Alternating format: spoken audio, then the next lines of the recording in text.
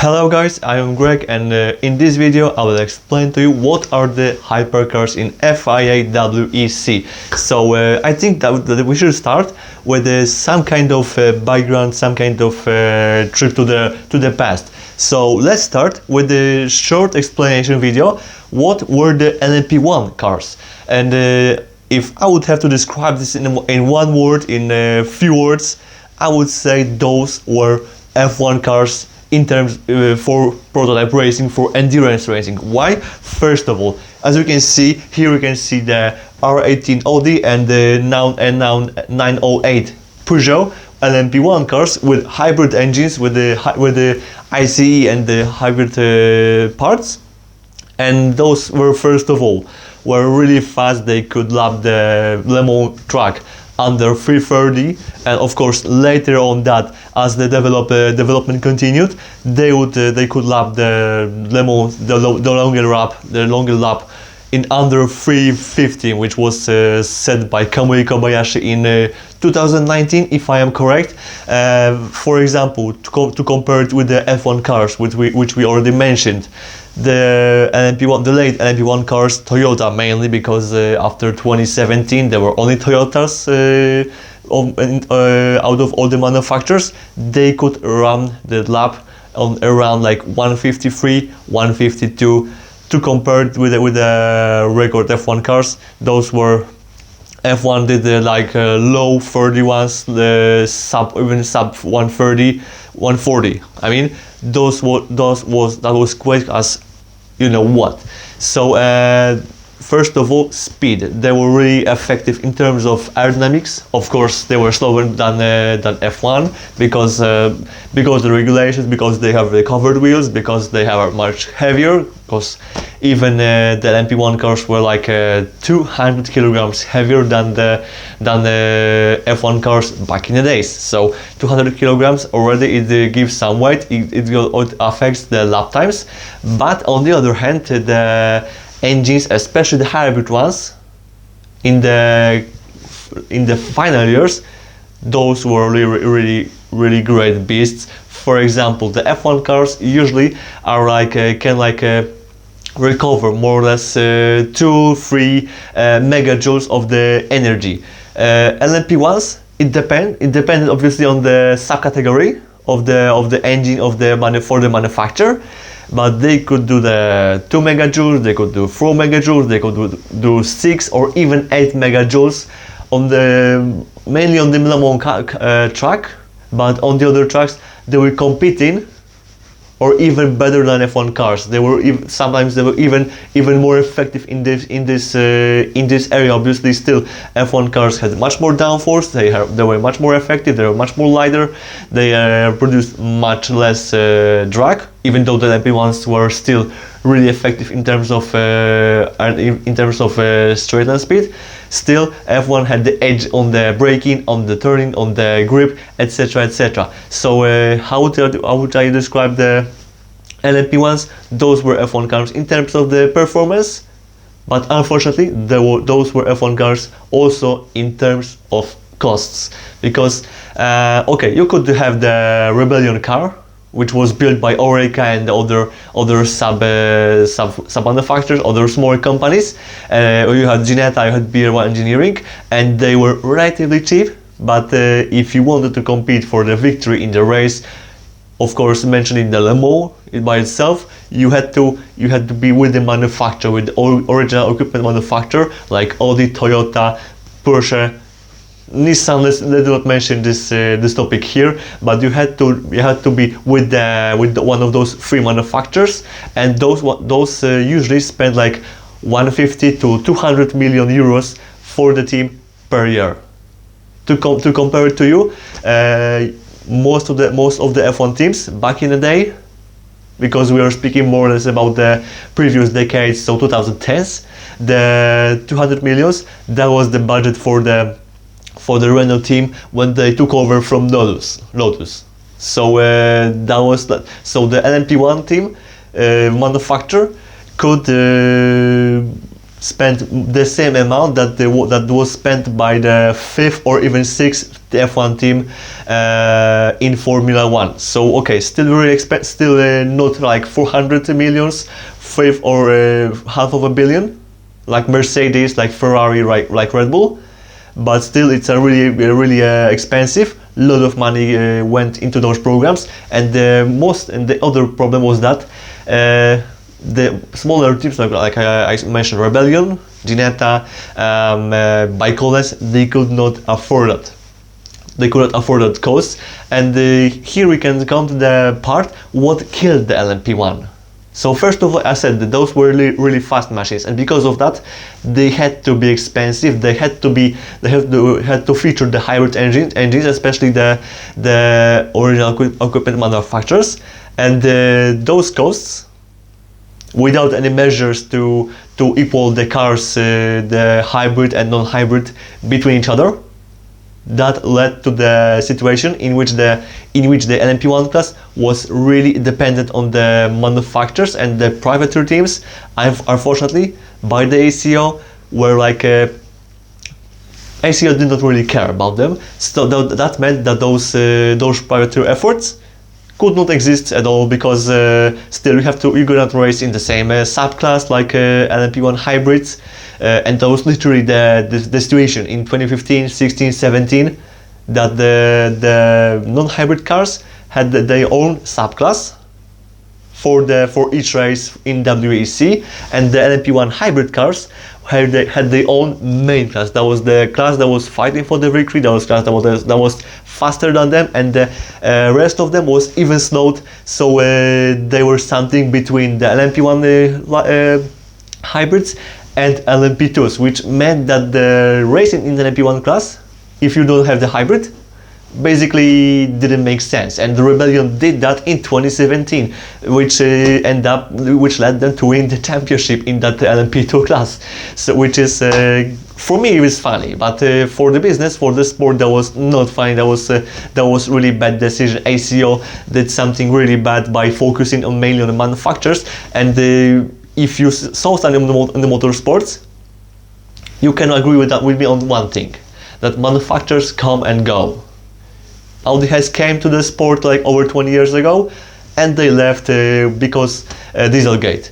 Porsche 2014, they came with their own LMP1 car. 4 years later, they went to Formula E. Now they're back, of course, but they gone. Toyota, there was only one manufacturer to stay because they didn't want to go to Formula 1 and Formula E. They had WRC, but they wanted to stay in WEC to develop the technology to finally win Le Mans. But most of the manufacturers, they came, they go. Toyota will do the same in some kind of future. Maybe they will do it next year, maybe in 20 years. The fact is that they will leave the series at some point, and they will maybe come back.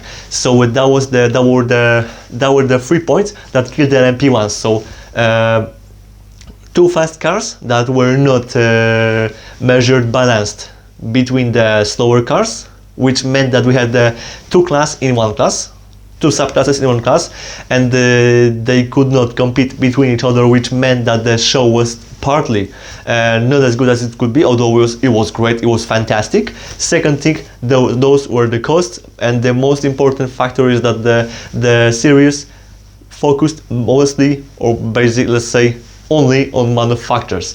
So those were the points, those were the reasons because of which LMP1 had to die. And what has been created, what the ACO did want try to do to relive, to let's say came back to those glory days of the LMP1, of the Group C, of the Group 5, and the etc. other class that were in the WEC or in other iterations of the series in the 80s, 70s, 90s, etc. What they tried to do, as you can see, here is the latest R18 Audi LMP1 car from 2016. That was really an effective, really fast car. Of course, the Porsches and Toyotas that year were much faster, and that was let's say the worst of those three manufacturers. But still, that's really an effective car. As you can see, a lot of aerodynamics. Although there's no front wings like in F1, there's no ground effect. At least back then, there's no DRS, etc., and other fancy stuff that had Formula One cars. But in terms of aero, those were still really fast. Those were really effective, and of course, unfortunately, really expensive. So coming back to the point, what ACO did or tried to do to came back to those glory days, to, let's say, stop the series from dying, because after the Porsche left, we had only Toyota and a couple of privateer teams of the LMP1, but that looked really bad, and it looked like the series could end up going bankrupt. Of course, they did not, because they have Le Mans, so there still will be a lot of interest in racing there. But something had to be done to have the new top class, to have something like the main product of the series, because every time in sports cars there are of course many types of classes, but the most important one is the main class, the top class, to which the manufacturers and privateers will always build their cars and will run to win the championship, will run to win the Le Mans. And in 2018 the series, those were also the LMP1, but it's changed to Hypercar. We will come back to that later. In 2018 the series came with the idea to create something between the GT cars, prototype car. Back then in 2018 that was named LMH, which meant Le Mans Hypercar, and that's the first time we heard about that name, the name Hypercar. But the first principles of that class were that was supposed to be the car that a manufacturer or a privateer or smaller manufacturer builds based some kind of on the road legal going version, which meant that you could not build the 100% from zero the prototype. You had to base your car and the engine on the car that already exists in your pocket, that your manufacturer already sells. And those were the first principles. Of course, most of the manufacturers like Ford, McLaren, Toyota, Porsche, Ferrari, etc., they all cooperated with the ACO, and some of them agreed on some ideas, some of them did not, which meant that the whole regulations had to be rewritten a couple of times. And because of that, some parts were changed dramatically. Coming to the next slide, so it turned out that does not make sense to rely only on road-going models, because not every manufacturer will want to build the car that is 100% or much more or less based on the road going legal version. Some of them still want to build the typical prototype, like you can see in the LMP2, for example. They still want to build the car that is purposely built for racing, that is not just the rebuilt road car version. So in 2019, more or less, and still in 2020, they changed the regulations, because in 2020 they have had plenty of time to do that, but we'll not mention that situation here. In 2019 and 2020 the regulations have been changed again to allow some manufacturers to build their 100% from zero the prototype, instead of just letting everyone build just the road going version. And because of that, we have I think much more success with the hypercars than we could have with the original regulations. And here we can come just to quick explanation. What are the LMH's car? Because still that's the same class. It's still the LMH car, and still is the base of this class. So LMH, to compare to LMP1, is basically the same, because still you can build the typical prototype that is purposely built for racing from zero. You can have the aerodynamics, you can have the engine built purposely for racing, you can have the hybrid or not. Now you're not obliged to have a hybrid engine if you're regular manufacturers. You can also put the hybrid in, even if you are not. So now it's a freedom. In the past, LMP1 regulations said that Toyota, Audi, Porsche, they had to have the hybrid engine, and by Coles, Ginetta, and Rebellion, they had to stick with the regular combustion engine.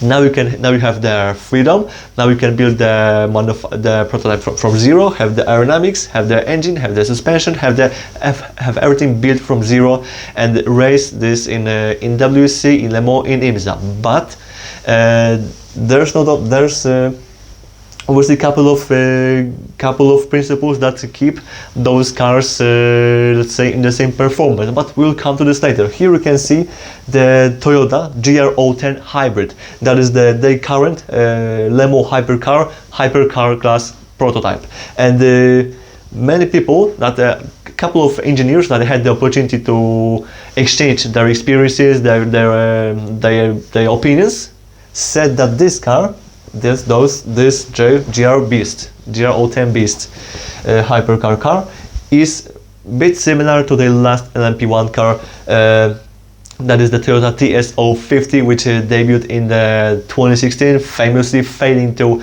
win Le Mans on the last lap or the penultimate lap. But those cars are really similar to each other. Of course, I will not go to the details because, first of all, I don't remember which details they were, but you can look at the lamps, of course, at some styling of the front fender.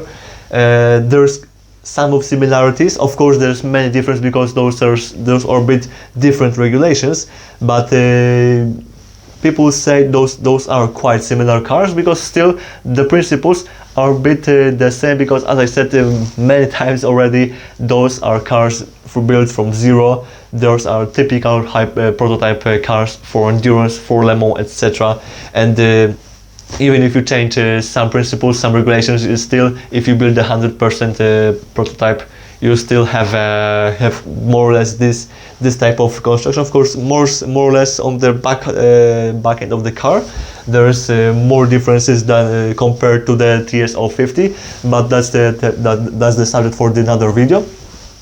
Here we have the Ferrari 499P, and that's another typically built car for prototype racing. Is not based on any kind of road car, even on the 296 GTB or etc. No, it's a typical prototype car. Another example, Peugeot, of course, and that's another thing. Those regulations, as I said, allowed much more freedom in terms of engine, but also in terms of aerodynamics. And the Peugeot 9X8 is a good example of that, because, of course, you can have only one aerodynamic part that can be regulated, which meant that you can only regulate the front fender, something on the front. It's not the front wing, but the front splitter. You can regulate the range of the movement of the element, and also you can regulate the rear wing, which of course you cannot see here because the rear wing is here. So one part could be regulated during each weekend on the car. There's not like two wings, front wing, back and rear wing, like in F1, that both could be regulated. There's only part that on each weekend could be regulated. And another thing, because there's much more freedom in terms of aerodynamics, etc.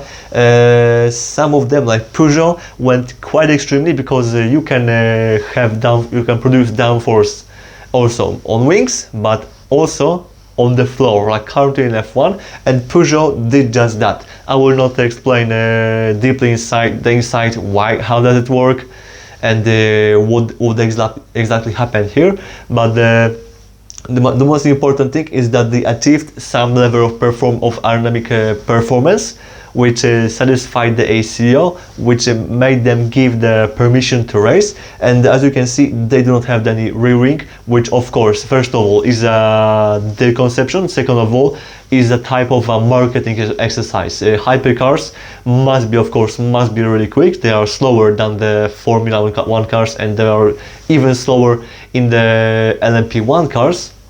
But still, they have to be fast, they have to be effective in terms of aerodynamics, but also in terms of the costs. And we will come later to some measures that ACO took to balance those cars, to make sure that those cars will be let's say equal to each other, that can compete between each other, although they have different engine capacities, a different number of cylinders, different configuration of the engines.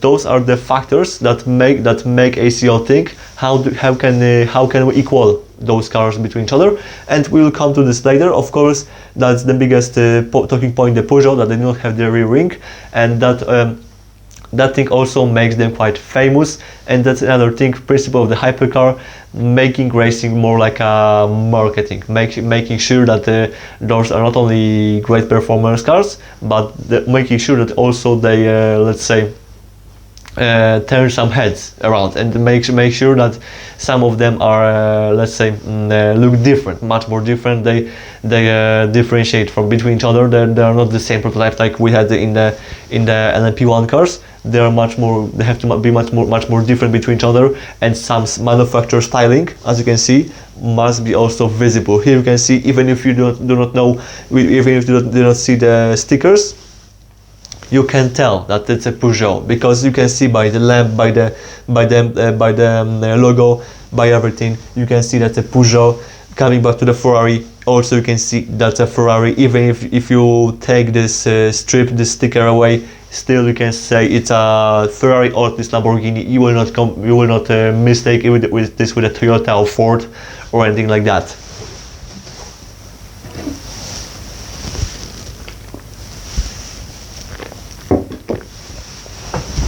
And I think that for now we have almost everything covered in terms of LMH.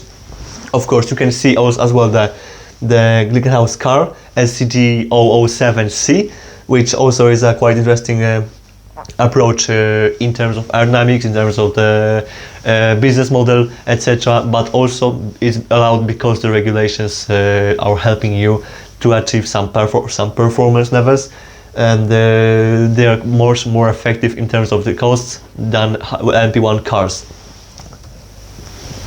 But there's but hypercars are not only about LMHs, they are also LMDh car. And now it's a time to quickly explain what are the LMDh cars, because still it's not so difficult, but that needs some maybe some coming back to the history. So first of all, as you may know, we have not only the LMP1 or hypercars in prototype racing, we had LMP3 as well and LMP2. What are the LMP2s car? Because that's important thing to know later. What are the LMDhs? So LMP2s currently are, let's say, spec formula when you have standard regular Gibson engine that is the same for everyone, that has the same capacity, the same power, the same specifics for specs for everyone, for every team that races in LMP2.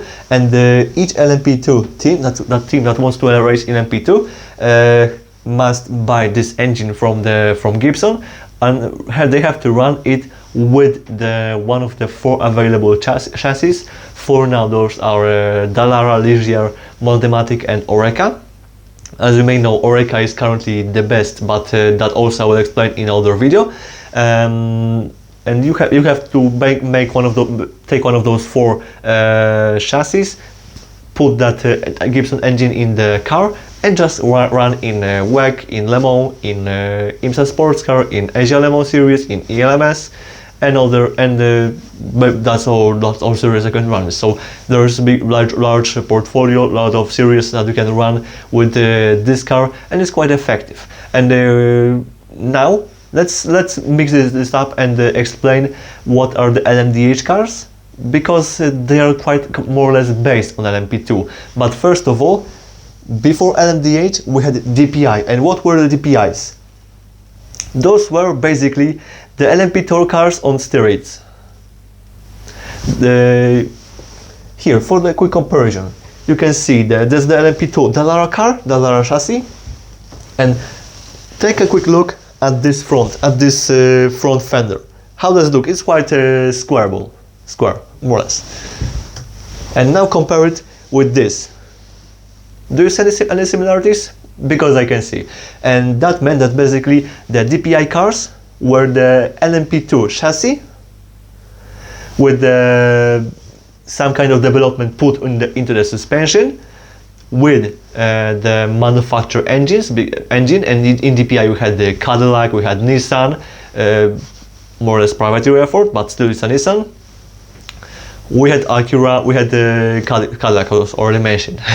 So we had at least 3 manufacturers and Mazda.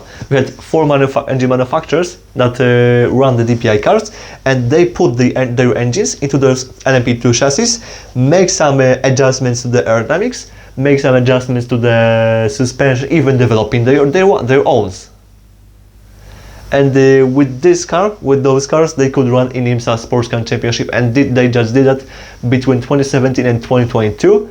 Most of this era was dominated by Cadillac, other rest of it was dominated by Acura. Those were the dominant 2 cars. And now we can come to the quick explanations. What are the LMDh cars? Because basically the LMDh are, let's say, DPI 2.0, because they are evolution of this successful formula. In DPI, as I said, those were basically the LMP2 cars with the manufacturer engines, not regular Gibson, with some adjustments to aerodynamics, and some adjustment to suspension. And in LMDh, we have the same situation, but we also have the standard gearbox. That's the first thing. The standardized energy store, and because we have because of the energy store, we also have the hybrid engine. So let's say the LMDh are the hybrid versions of the DPIs, and who supplies the LMDh manufacturers with those parts. So first of all, gearbox is supplied by X-Track, which already have experiences with the LMP2 class, especially with Oreca, with Dallara. The energy store is supplied by you may formerly know that as Williams Advanced Engineering. Now it's called WAE Technologies. So that's the energy store, and finally we have the MGUK, because at the motor generator unit kinetical, not heat. So it's similar to Formula 1 with the cars with MGUK. This unit is was developed and is supplied to the teams by Bosch. So quite popular company, I guess, in terms of these solutions. And what's the challenge for the manufacturers? Because you have to develop you have to take the LMP2 chassis, but that's the chassis for the next generation that will make its debut in 2026. So that's not the same chassis that you can see here or here. That's the brand new chassis that in LMP2 we will see in 3 and 4 years. Around that you have to build your own aerodynamics. You have to put your own internal combustion engine, and you have to put those 3 standard elements, and you have to make this work, make this reliable, make this fast as possible. Basically, that was the testing version. Here's the final version of the Cadillac, and when we have discussed what are the LMHs, what are the LMDHs, now I guess you may have the question: why those 2 different cars are competing between each other in the same race? How is that possible?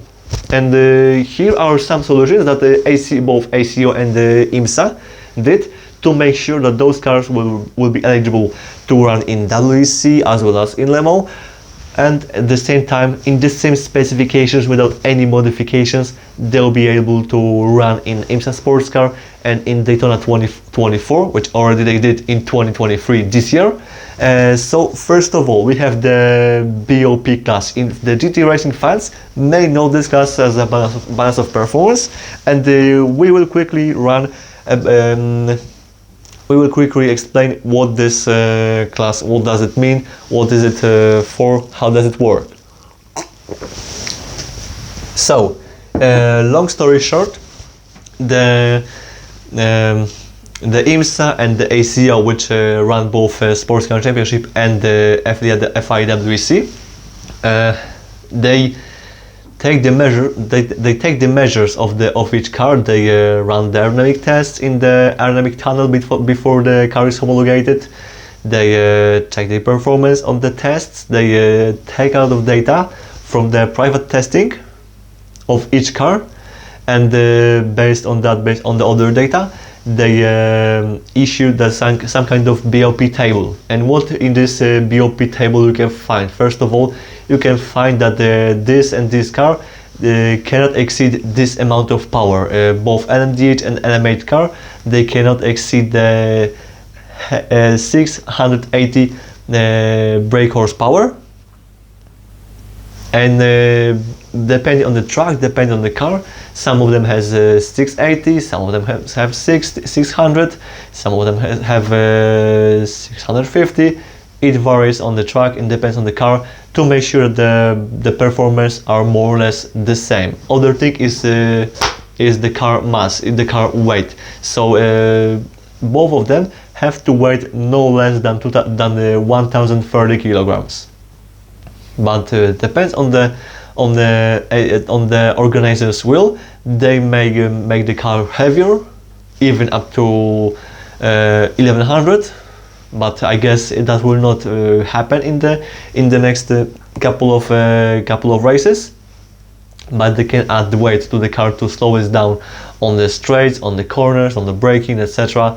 They can add the weight to make sure that car will be slower, or take this weight away from the car if they realize that car may be too slow and they need to speed up it a little bit. But of course, no lighter than 1030 kilograms. Last thing, main thing, is that they can limit the amount of the energy that each car can use during the stint. And what is the energy? When the car is running, no matter if it's a regular car or racing car, it produces and it uses the energy. No matter if it's a hybrid engine or internal combustion, it still uses some kind of energy. And during each stint, you can use the certain amount that is assigned to your car, which means that if you exceed this energy amount on the stint, you will be penalized. So you have to run the tests before you homologate the car, to know how many stint energy your car uses per stint, and what do I have to do to not exceed this number, what can I do to maybe be faster inside this limit.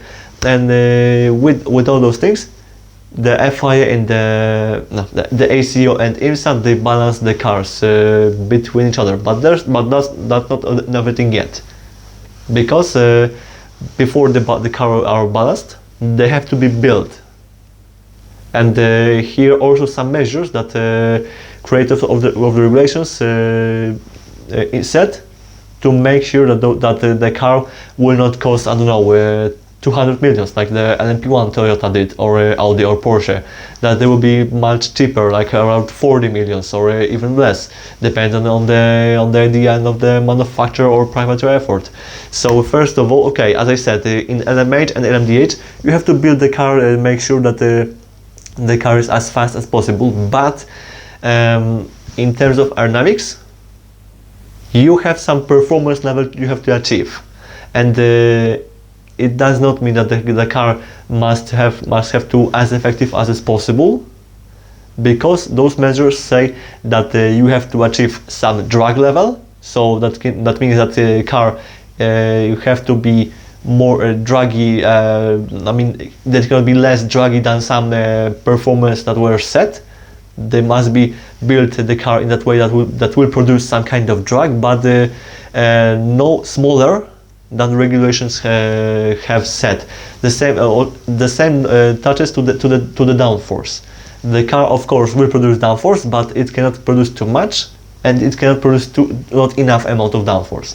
There's a performance window that says that cars have to achieve at this speed this weight of downforce, this amount of kilograms or tons, etc.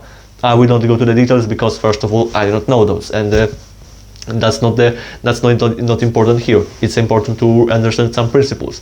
The same is with the power. As I said, the regular engine, the combustion engine, cannot exceed some power performance. The car cannot be underweight under some number that I already discussed.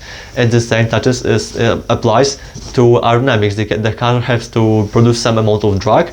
The car has to produce some amount of downforce, but not too much. And those are the performance windows that each manufacturer has to achieve. And because of that, none of them will not spend the 200 millions to build the car that will be balance of performance down, that will slow down to performance of the other cars. Which means that basically in terms of the costs, that will prevent them from spending this big amount of money. Of course, still, as I said, the car can cost like, I don't know, 70 millions the whole program per year, or 40, and that's still a lot of money. But if you compare it with the LMP1 cars, with those glory days of the three manufacturers, Toyota, Audi, Porsche, it's still part of the cost that was spent in those days. What can I say else? Well, I hope that you find this video helpful, and if you like that, you can leave the like. If you don't like that, you can leave the thumb down. But most importantly, I want to know your feedback. I want to hear your comments. I want to hear your questions regarding this car. Maybe I will put those questions together, and we'll create some kind of explanation video, and they will try to answer those. Of course, before that, I will reach out to person that can help me to make sure to provide you with the best engineered answer. So I think that's all for this video, and I hope to see you soon.